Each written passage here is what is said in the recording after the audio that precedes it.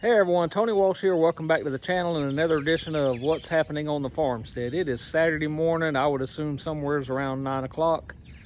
Jackie and I have already been to town to get some supplies. Let me get turned around and show you what we got planned, and then I'll bring you back tomorrow afternoon to do a recap video and show you what we got done on Saturday and Sunday. On that trailer over there, I think we got about 25 bags of Miracle Grow potting mix, which you know is half my recipe that I mix for the container garden. Of course, I mix it there in a cement mixer.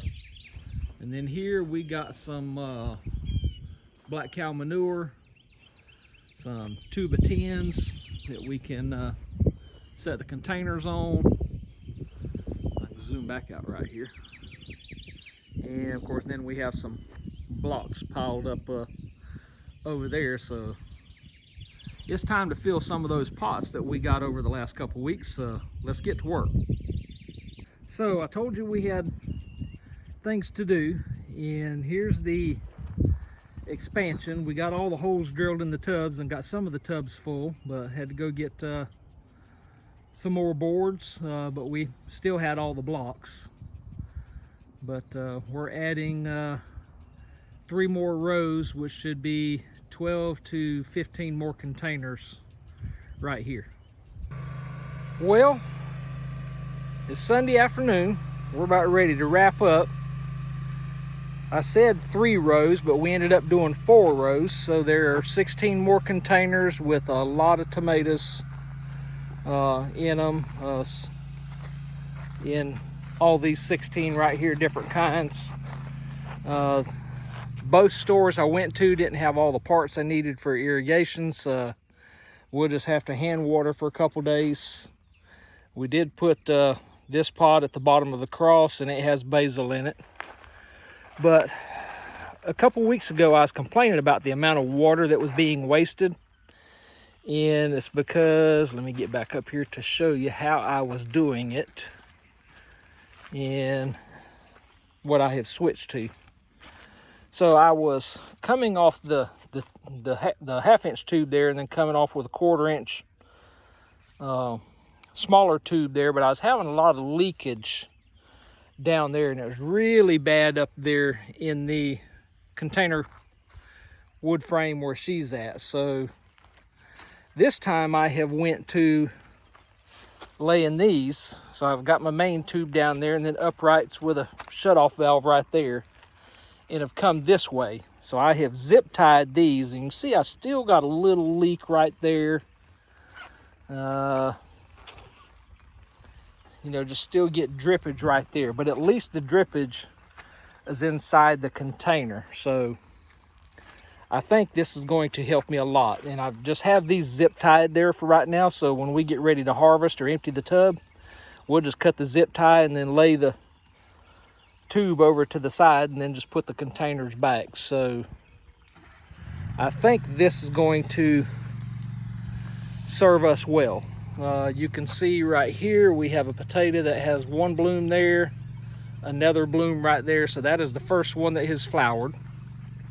So won't be long on that. The Vigo garden bed is doing great. One thing that I really decided we don't like, and Jackie doesn't like either, this tube here is soaker hose, and it is just not performing like we think it should. Strawberries are doing awesome.